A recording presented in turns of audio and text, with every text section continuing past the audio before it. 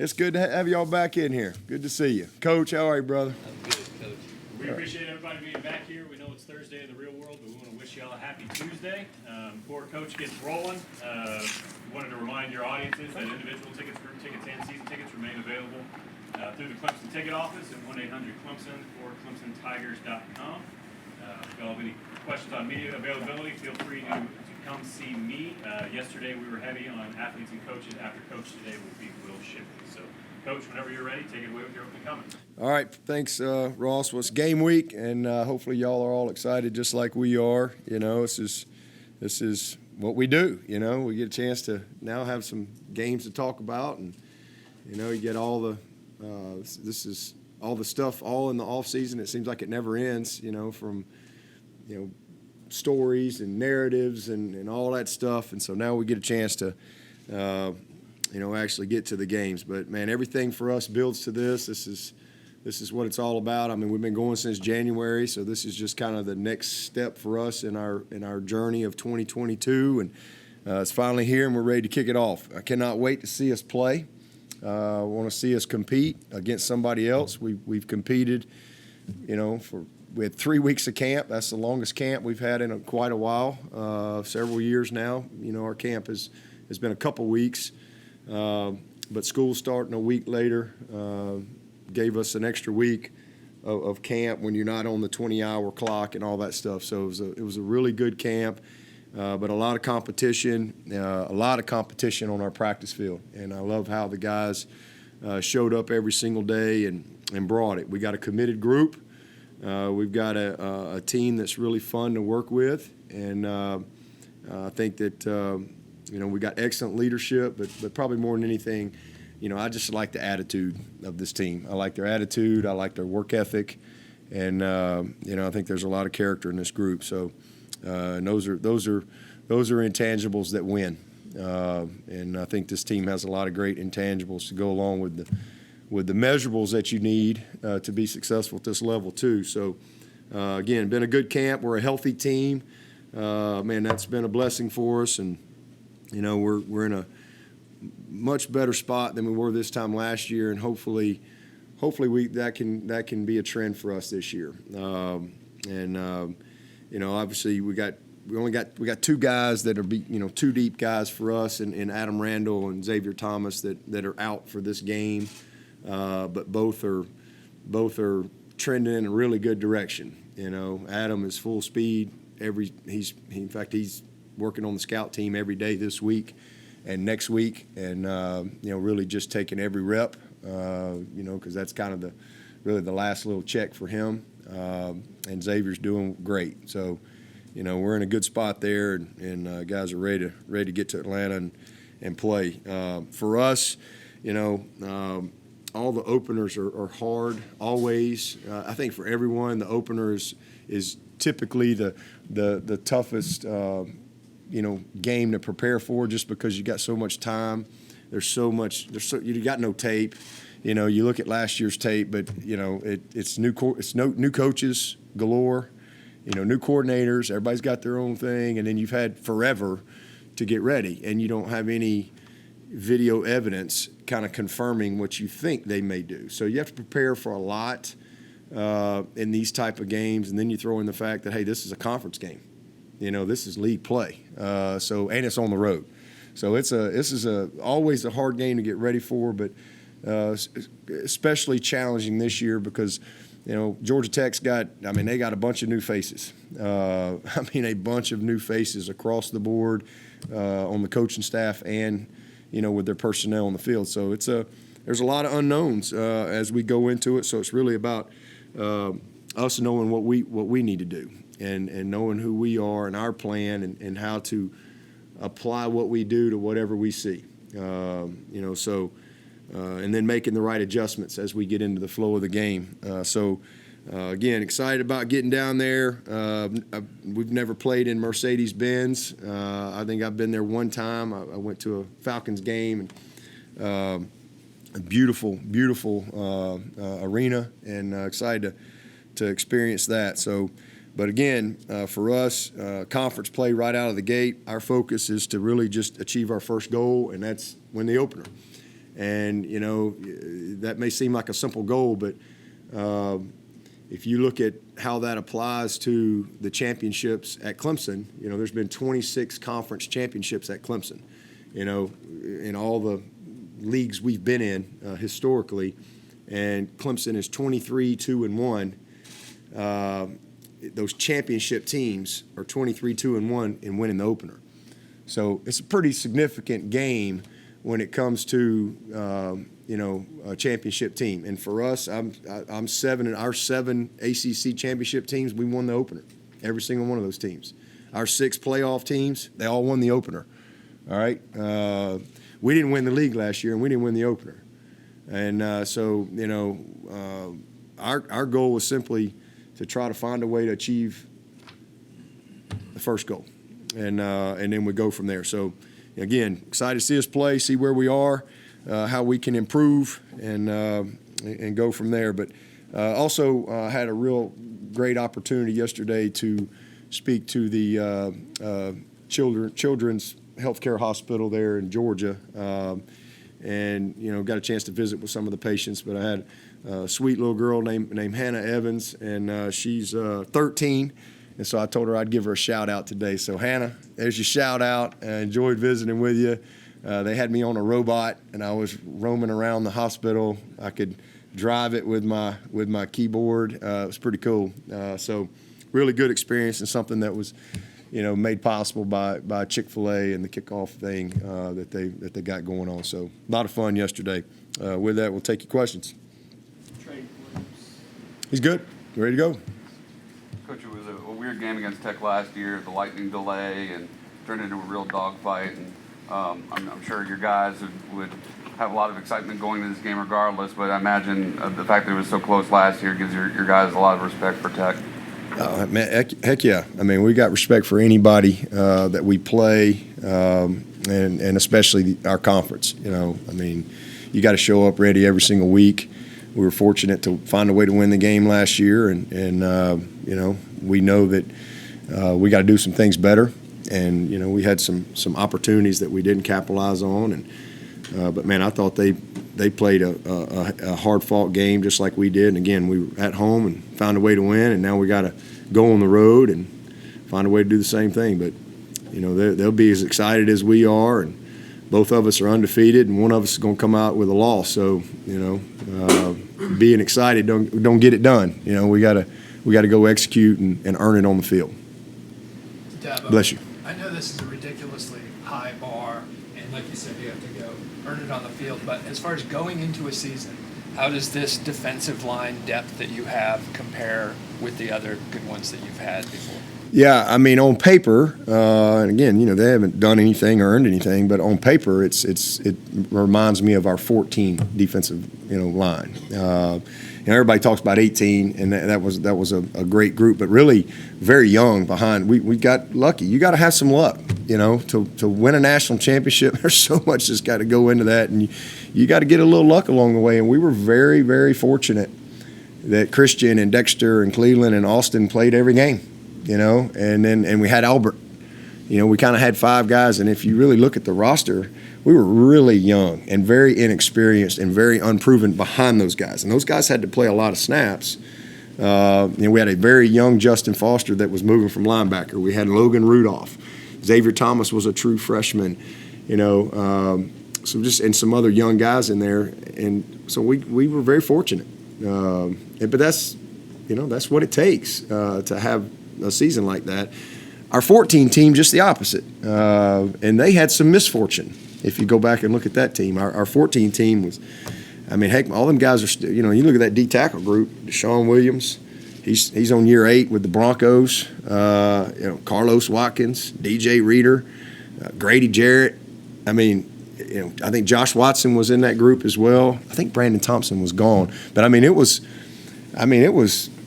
and Dan Brooks was hysterical, you know, because Dan would never, the only guy I knew was going to start was Grady.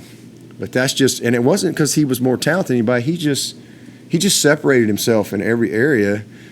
But that other spot, I mean, these guys are all NFL guys. But Dan would grade them all the way through the Tiger Walk, and how he felt like they looked in pregame, you know. And then he'd say, "Oh, you run out there," you know. And I mean, I never even worried about who was playing. I mean, and then you had Shaq and Vic, you know, 2 first-rounders, Kevin Dodd, a second-rounder, Tavares Barnes, Corey Crawford. You had 5 guys at DN that could all play.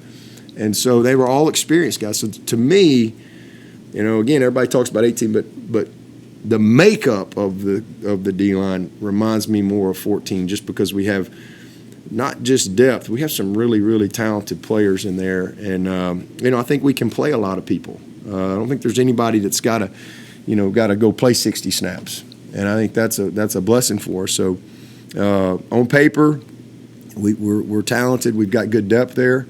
We're going to get X back here soon. So, you know, but they got to go do it. You know, I can't compare them. I mean, that group that defense in 14 led the nation in every statistical category. I think every one. There might have been one they didn't, and they were second. You know, so they were. I still have a picture of that defense in my office. I mean, that was a really special group.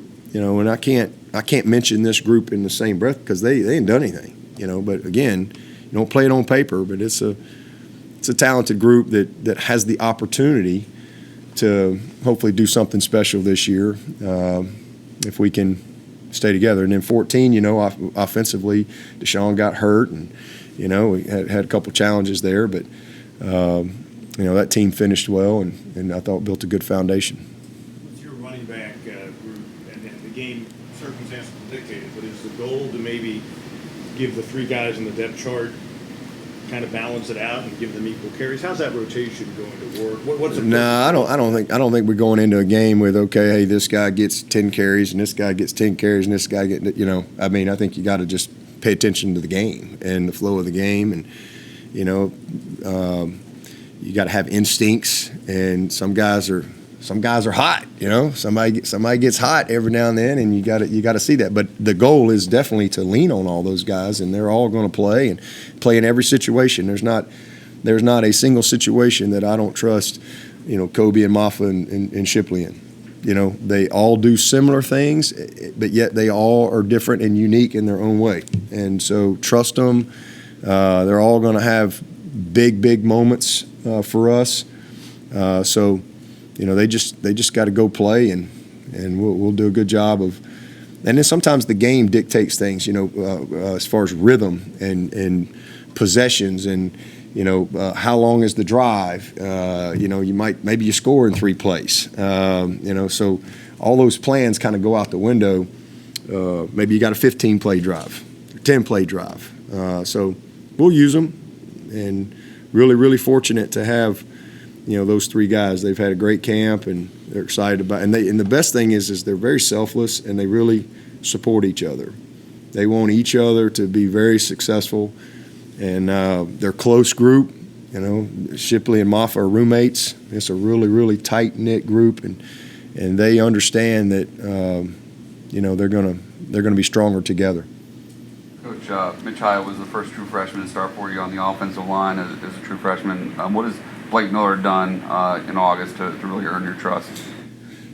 Same thing Mitch did, except he's bigger, stronger, longer, but similar demeanor, you know, as Mitch. I mean, he's just – I think Mitch was maybe 290, maybe that when he came in here and started as a freshman, but just similar characteristics. I mean, Blake he's a giant, and he's one of the strongest kids on the team. It's just amazing to see a high school kid come in here like that. It's just rare. And then, you know, obviously came in January, so his ability to have the opportunity to go through some installation and really, you know, physically he was ready, which is rare for a lineman or really any position. But mentally, you know, just took to it, you know, like a fish to water. And that's the way Mitch was. So.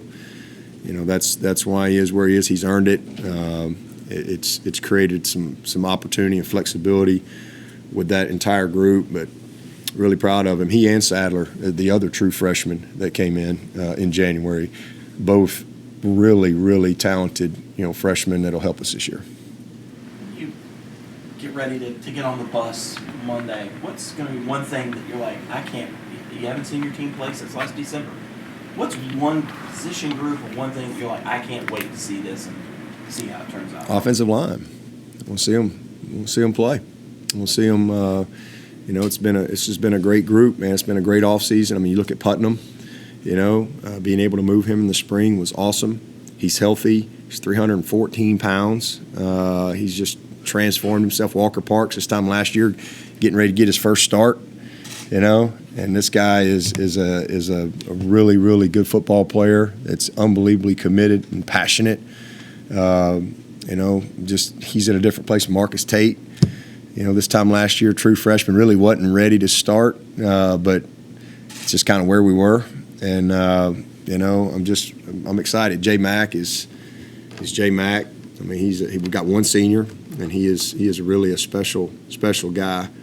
And those two juniors in there, are doing a great job for us in Putnam and Park. So, just like the makeup of the group and excited about it, and then the depth that we have. I mean, we've got, I think, 8 or 9 guys that I wouldn't have a problem putting in the game at any point. And so I'm excited about where we are, but really just see them go do it. They got to go do it, and I've seen them compete on this press. It's hard to come to practice every day at Clemson. If you're an offensive lineman, you better show up ready with the bunch you're practicing against. So it's been a lot of fun to watch them kind of go through that since last spring. And so just ready to go see them play somebody else.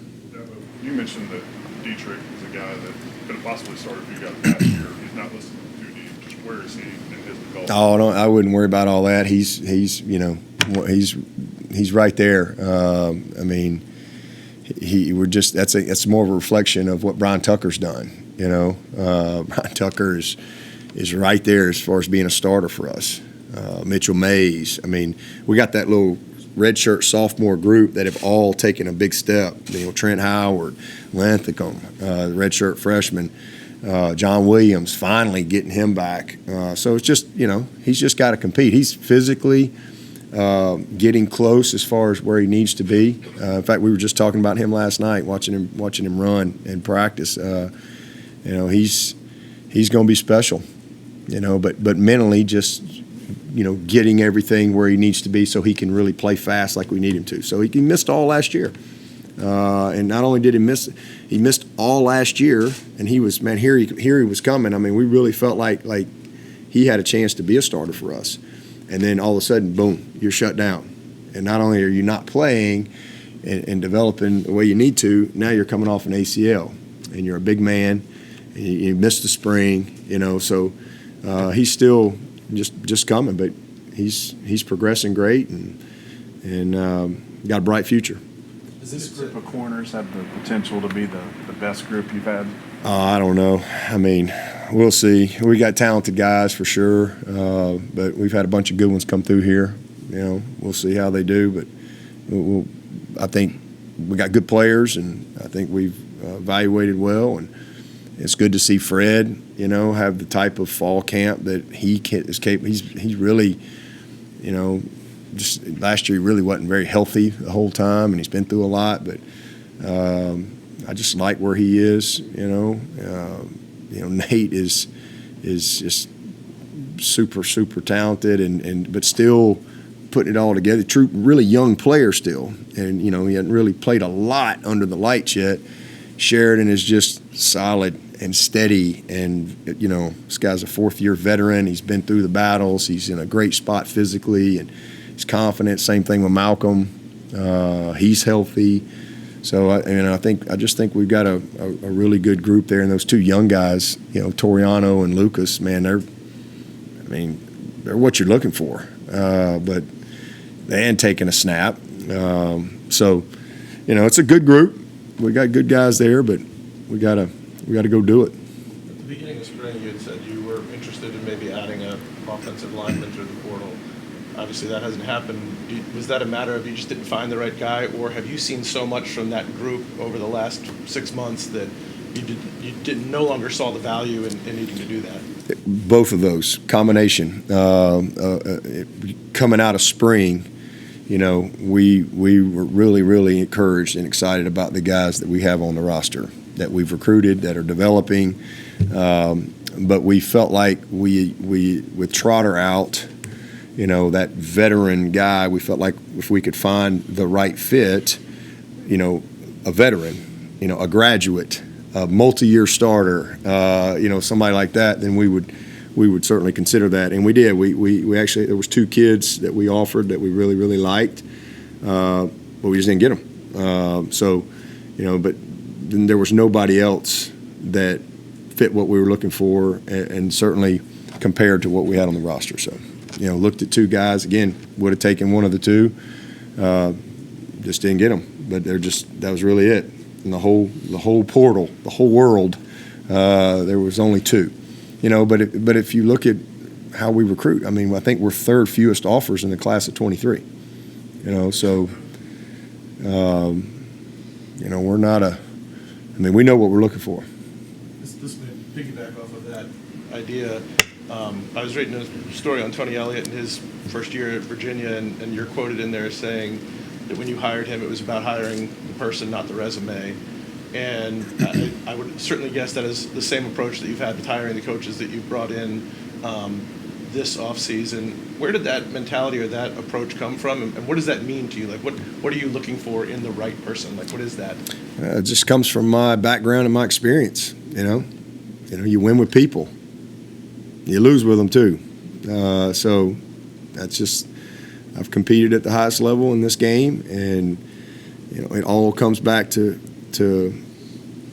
you know, chemistry and you know, culture and a group of people working together. And you know, I think I think you can, you know, that's a very overlooked thing in anything, whether it's a business or it's a sporting team or whatever. You know, I think being able to identify the right people. You know, when I hired Tony, as I said there, as you just said, you know, Tony had never coached a running back a day in his life. Played receiver, and when I told him he was going to coach running backs, he looked at me like, "What are you talking about?" I'm like, he's like, "Coach, I'm like, I ain't worried about that." I said, "That's the easy part. I'm hiring you because of who you are. I'm hiring you because of this. I said, we get it. And I experienced that when I got hired to, it was my exact words to Rich Wingo when, you know, we all got fired at Alabama, and I'm 30 years old and I ain't got a job, and I got 2 kids, and I couldn't get a coaching job, and paychecks running out in June, and you know, I got a mortgage, and I got student loans, I got a lot of things. I got to figure it out. And next thing you know, Rich Wingo calls me, who's the president of his company, AIG Baker, and I go, I don't even know what he did. And I go meet with him, and my exact, because I really didn't want to take the job. You know, I was like, man, it was February, and I'm like, man, maybe I'll get a job at spring practice, and you know, something will pop. And you know, in those days too, you only had 9 coaches and 2 GAs. You know, you didn't have support staff or any of that stuff. So it's hard. And so I'll never forget it. I'll never forget talking to Rich. And, you know, and I was qualified. I mean, I had my business degree and I had an MBA, but all I'd ever done was coach for 8 years. That's all I knew. And I'll never forget meeting with him. And he said, and I told him, I said, Rich, I don't know anything about building shopping centers, or, you know, I don't know anything about any of this stuff. He's wanting to send me. He's like, you know, trying to create this vision for me, and I'm going to Las Vegas and somewhere in Olathe, Kansas, and you know, and I'm going, oh my God, you know, this is a nightmare, and in my mind, and I was like, and his exact words to me, he said, Dabo, I'm not hiring you because you know anything. I'll teach you all that. He said, I'm hiring you because you got the aptitude, you got the work ethic, you got the character, you got the integrity, you know how to show up, you know how to get the job done. You know, all that stuff, I'll teach you that. And so that's kind of the way it was with Tony. I just wanted to hire Tony because of who he is. He's got the aptitude. You know, same thing when I promoted him to coordinator. He called every play. You know, from the 2014 bowl game until he left here. Well, I probably called a few in there as well, but he was in charge. And he'd never called a play a day in his life. Exactly the thing I told him. I said, I'm not hiring you because you've called all these plays. I'm hiring you because of who you are. And so I've just always believed in that. It's always about the people. When you can get a group of people together, all on the same page, great things can happen. Even the Bible talks about that, right? That two can accomplish more than twice as much as one. All right? So there's synergy when you get the right people. Synergy when you got the right intangibles and measurables, and it's more than just how fast is a guy. If it was all about that, Grady Jarrett would have never come to Clemson. Deshaun Williams, who's on his 8th year with the Broncos, he wouldn't have come to Clemson. Adam Humphries wouldn't have been here. Hunter Renfrow wouldn't have been here. Nolan Turner, who's with the Bucks, who, is an NFL player now, who, we only signed because, I knew him. That's the narrative, right? You would never do those things, but that's why a lot of people don't win, too. It's way more than that. Since you've got Saturday without a game, you might be interested in the Oklahoma and Virginia games? Absolutely. I can't wait to see them. It's Tuesday to me. It's Thursday to them, so I'm sure they're both kind of getting a little jacked up. So I'll probably shoot them a little text, reach out to them here, but I can't wait. It'll be fun. Coach, will punter be a game day decision? Do you think you might play Potter and Swanson? And Aiden will start. Aiden's gonna start. Okay. Yeah. Is it more ideal to have just a punter rather than having a kicker / punter, or does that even matter in your opinion? It don't matter. Whoever gets the job done. I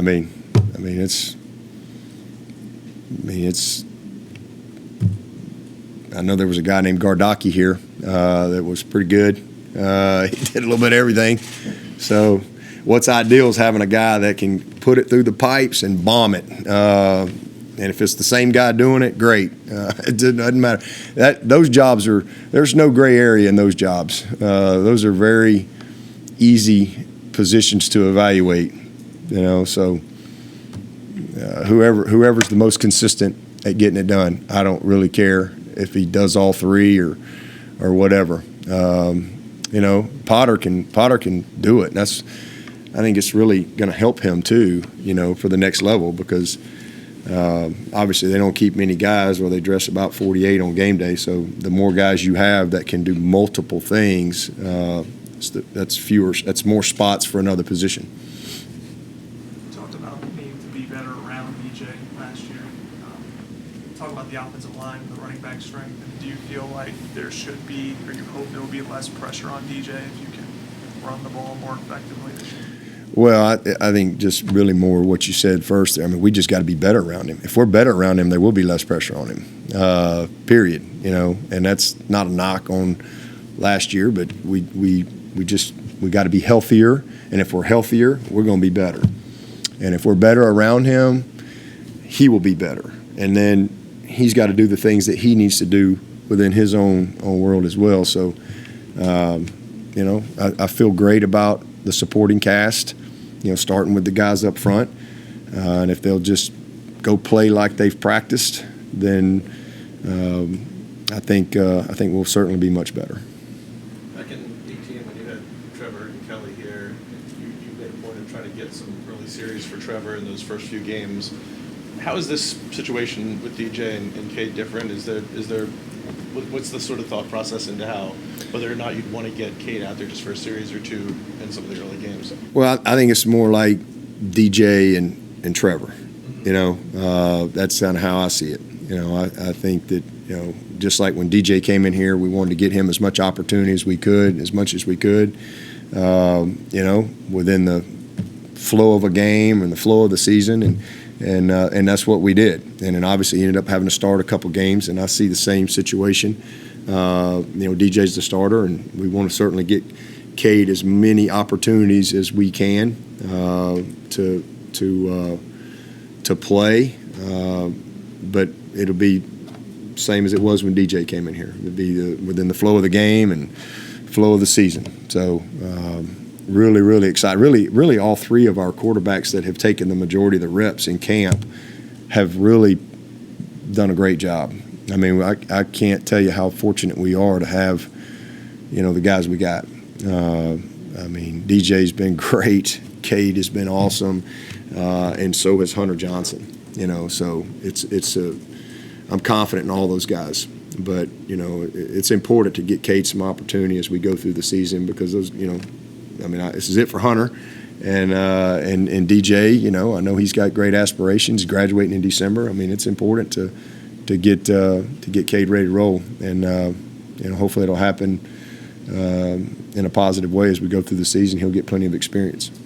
Dabo, relative to your expectations, how well has Cade, since you got here to now, adjusted to just the speed of the college game, and especially against a defense like yours in practice? Been seamless. It's been just like you want to see.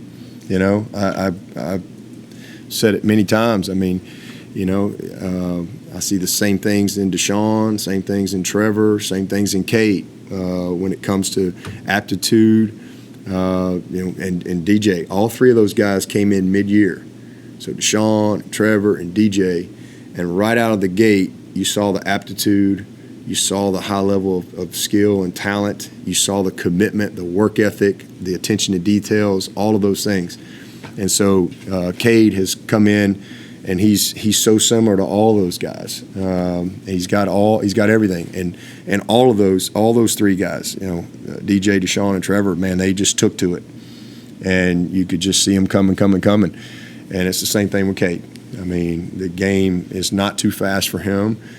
He's a rookie. He's a young guy, but he's doing what he needed to do. I compare him more to Deshaun just because they're so similar physically, almost clones if you put them side by side, and how they're built structurally and where they were. I think they were both about 179 pounds, and they got in here, and, that first August they were both right there around 200, and Cade's probably a little faster, but they throw the ball very similar characteristics as far as creativity.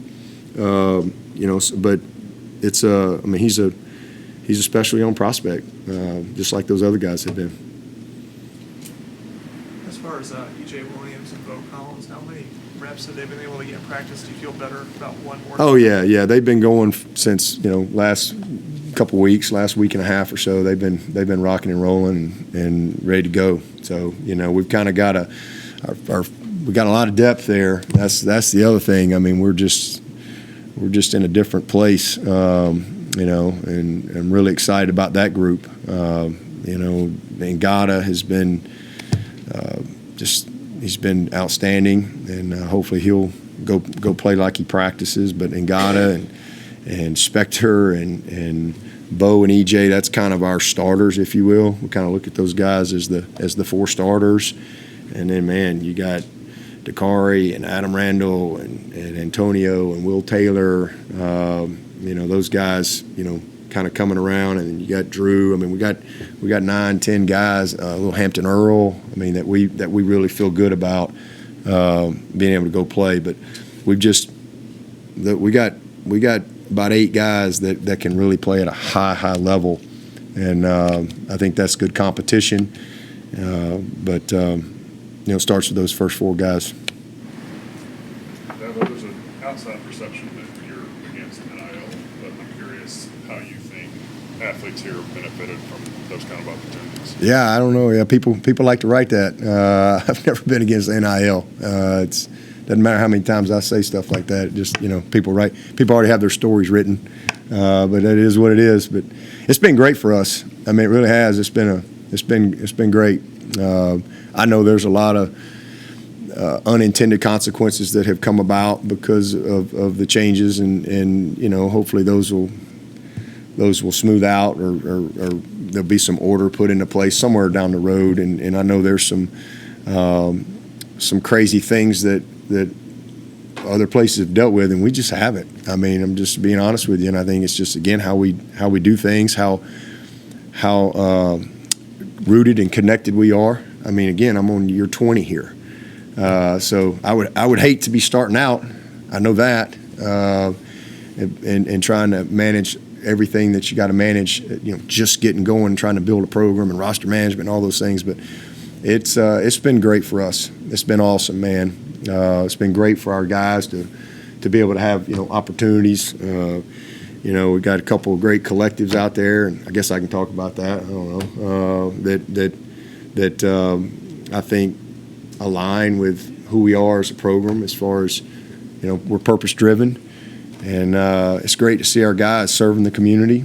It's great to see our guys, you know, giving back, and it's great to see them have opportunity to make some money. To me, I look at it as, you know, just as college football has changed, we've addressed all those things. You know, when it was support staff, we needed to address support staff. When it was nutrition, we needed to address nutrition. When it was, you know, now we can feed them as much as we want, unlimited snacks. And used to, you gave them, you know, a cracker with peanut butter and you were going to jail. You know, and now you can feed them anytime you want, unlimited snacks galore. I mean, you can't feed them enough. And we've addressed all those things with our dining hall and our chef and nutrition staff and then all the resources from we just built 100 yards of wellness. And if you walk down there, it's unbelievable. And you look at the medical, you know, resources that we have and our trainers and our applied science, and that was a whole area that we needed to address. And, you know, you want to get strong, you go to the weight room, right? You want to learn how to play quarterback, you come up to the meeting room. You want to eat, you go down to the dining hall. You need recovery, you go down to the wellness area and the applied science. You want to do community service, you go to Paul Journey. You want career development and micro internships, you go to Paul Journey. It's a living, breathing space. You want life skills and personal growth, man, you go see Jeff Davis. I mean, we've addressed all of these areas, you know, but the purpose of our program has never changed. You know, but there's just been spokes added, you know, and they all feed the purpose of the program, and that is to, you know, build great men through the game and equip them, to graduate them, to make sure they have a good experience and to win a championship. And so the NIL has just become another, you know, area that needed to be addressed. It's not the focal point. It's not. I mean, but it's important that, you know, just like the training room's not the focal point, but you better have a good training room, right? And so it's all a part of the purpose of our program, which has not changed, but making sure we got all the resources. And so, man, y'all see the facility that's being built out here. I mean, it's special, and the opportunity that we've got there. And, you know, I hired an NIL coordinator, something that I really spent a lot of time. I doubt anybody in the country has an NIL coordinator that's as qualified as C.D. Davies. I mean, he's so overqualified for the job. It's unbelievable, you know. But man, what a resource. So, you know, you want to participate in NIL, you want to maximize NIL, you want to do all those things. Man, not only do we have a space, but we got a guy there that's, you know, been a CEO for Citibank. Okay, so my goal is, and my job as I see it, is to, no different than anything else, to give them every resource they need to be successful, to help them maximize and navigate the changes in college football and their new opportunities. Some of these guys, this might be their best opportunity while they're in college, you know, but not lose focus on the main thing, and to just educate them and to train them and to protect them, all right? Because there's a lot of things. These are young kids. And so it's a great opportunity. And man, we've got great resources. But CD has been amazing, you know, coming in here. And again, for our guys to be able to go sit down and talk to CD, and, you know, maybe it's a contract, maybe they wanted to start an LLC, maybe it's some charity thing, maybe it's, you know, a guy that can process financial information, tax education, all the things that these kids need to be aware of as they take advantage of their opportunity. That's really good, because it's their opportunity to work if they want to, when they have time to do it. So I've been really pleased with how it's been here for Clemson. Why do you think people get that wrong about you? Why? Because y'all write stuff like that. I mean, you know, I just read your latest article. You know, you had a nice little excerpt in there about, you know, all things I'm against, and, you know, so it gets written out there all the time. So that's why. I mean, I've quoted you, I would hope, accurately on things. I mean, we can send your last article to you that you just wrote. I don't even know what I just. But I'm just answering your question. I mean, I don't know. People hear what they want to hear, I think. People hear what they want to hear, and a lot of times people have their stories already written, and they just can't wait to get some kind of big click. And, nobody cared what I said 13 years ago, but I guess now everybody, it's an opportunity to get some kind of drama. But I've never changed on that. I'm for anything that devalues education. That's what I've always said. And the NIL is, it's to me, it's a part of education. It's an opportunity. It's enhancing the scholarship opportunity. It's a part of it. It's an opportunity to educate our young men and equip them even more for real life. So it's a great opportunity for us to again, teach and prepare and train. Heard you say that you'd like to tie NIL to graduation. Do you think that's still a possibility, or do you think that ship is sailed? Well, I mean, there's a lot of talk in college football about professionalizing. NIL is not professionalizing. It's not. That's them being able to do what they want to do with their name, their image, and their likeness. I think, I would hate to see, you go away from a collegiate model, scholarship. I would love to see them enhance the scholarship. I would love to see us, make sure that we don't ever get away from the main thing in college athletics, and that is education. We know that 98% are not going to play in the NFL. That is not some make-believe thing. So if we don't keep education the main thing, we're going to have a lot of guys with no degrees. We're going to have a lot of people, especially with the transfer and all this stuff. You're going to have kids all over the place. The next thing you know, they're going to end up in a ditch, and they're not going to be equipped, and they're not going to have degrees. I've been doing this a long time. I'm very well qualified to speak on it, and so, this to me, I would love to see them further incentivize graduation. I would love that. Whether it's however you want to get to it, that would be to me an awesome thing, because I think the more we can incentivize graduation, the better it is for the young people that are playing this game. Power 5 commissioners just sent a letter to Congress essentially saying they think NIL is being used not for NIL, for inducements and stuff like that. Well, there's no doubt about that. Yeah. I mean, and the people in the business, we saw that coming a mile away, but again, the intentions are good. And I think the intentions and what needed to happen outweigh the negative consequences that have come from it. But yeah, it's got to be addressed, because these are young people, and when you have people making decisions just based on one thing, it usually is not a great result. And so it's not intended as a recruiting inducement.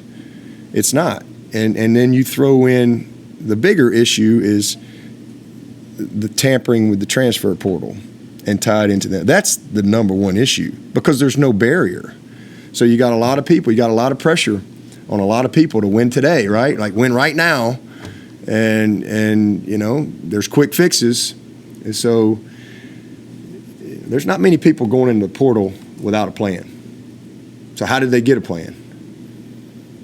Coach, back here, nosebleeds. Just wanted to ask, you talk so much about the new appreciation for winning, and looking ahead at this game on Monday. I guess, is there specific things about a new appreciation on game day, things that you're really thinking that you guys will appreciate more on game day, although it's untraditional on Monday night? Yeah, hopefully, we're opening on Monday Night Football, and hopefully we're going to finish on Monday Night Football. That would be awesome. So, we crank it up. But, it's I just think for this group especially, I just think they have a respect for what it takes, and I mean, we went to 6 straight playoffs, 6 straight championship games, and I know we didn't go to 7 and we didn't win 7, and the world has come to an end, but I think these guys have a perspective that, I mean, no team that I've had in a long time has, just simply, and it's good and bad, right? Because we all grow through, especially young people who really haven't experienced much adversity. It's kind of all just been great. Man, that's what shapes you. That's what makes you stronger. It's how you grow. And this team's got a great perspective. They know what it's like to be 4-3 at Clemson. They know what it's like. And that ain't real good. And so I think that's a good, healthy perspective for them. Even though they're 4-3 and could have won every game. And the only reason we had a chance to win every one of those games because they think they're supposed to win. You know, because they've always won. And then to see them finish the way they finished. And so I think the main thing is just the appreciation of when you win.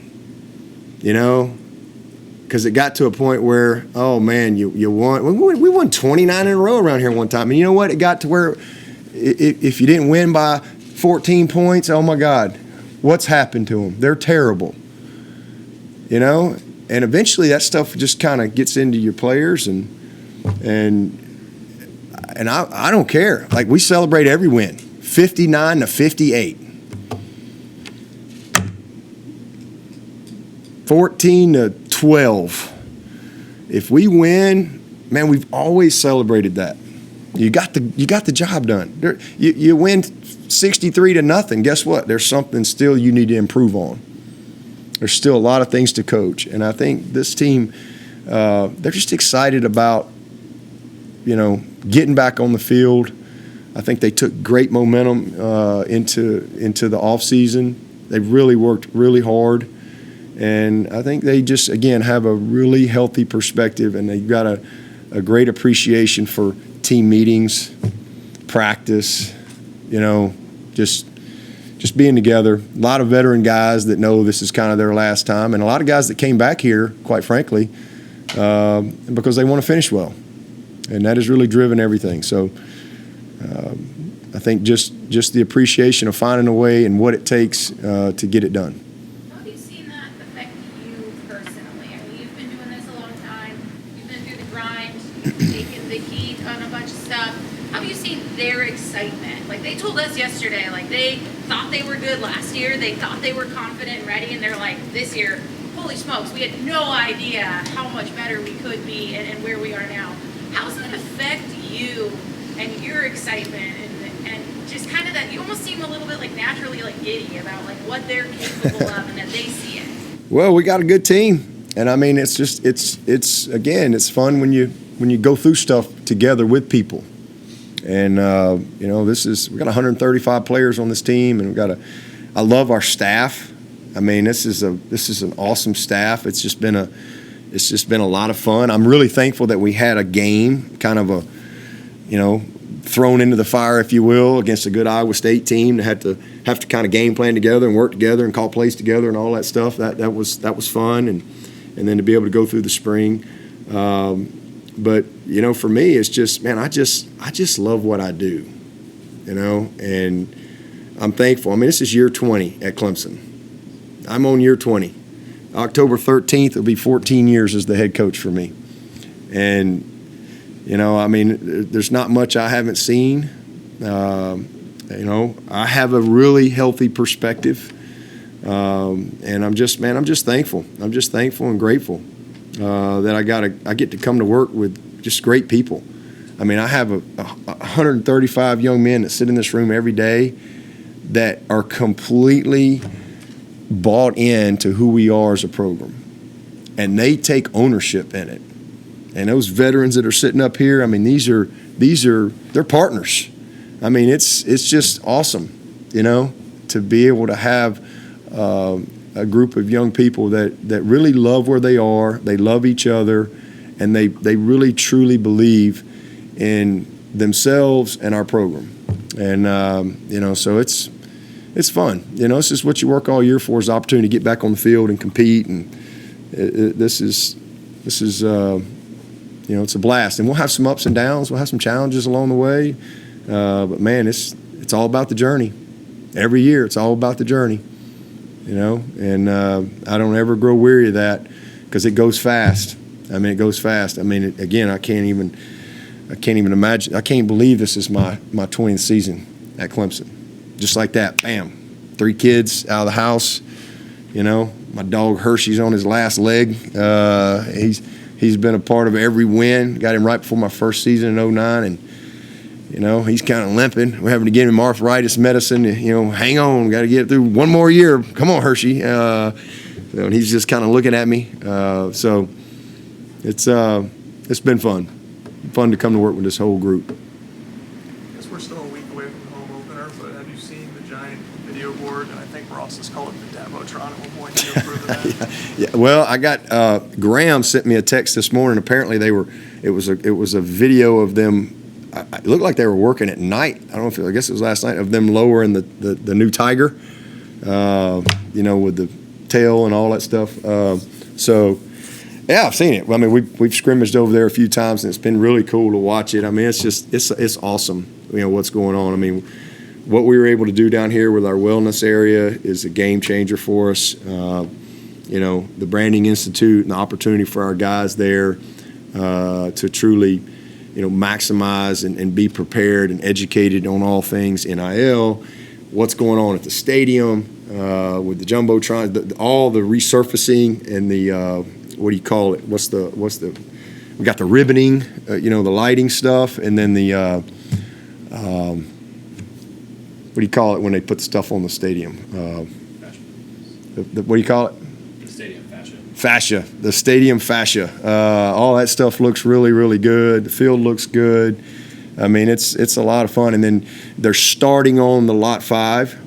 And so once the season is over, you know, they're going to come in and they're going to rip out all the bottom of the west end zone. You know, we've been in that locker room since 2009, and it's going to almost double in size. We're going to redo that locker room. They're going to rip out Lot 5 and really make Tiger Walk a place that people come visit, you know, year round. Like when you come to Clemson, you're a Clemson football fan, you're going to come to Tiger Walk in, you know, February, not just September, October, November. You're going to come and we're going to capture all of our captains in the history of Clemson football, and we're just going to make it a really cool place, well landscaped and terraced, and so there's just a lot of cool things going on that I'm excited about, and you know, as I've said, never been a better time to be a Tiger than right now. Got time for about 2 questions from Zoom if anybody has any. We still got Zoom. Okay. Anything from anybody else in the room? All right, thank you, Coach. Okay, appreciate it.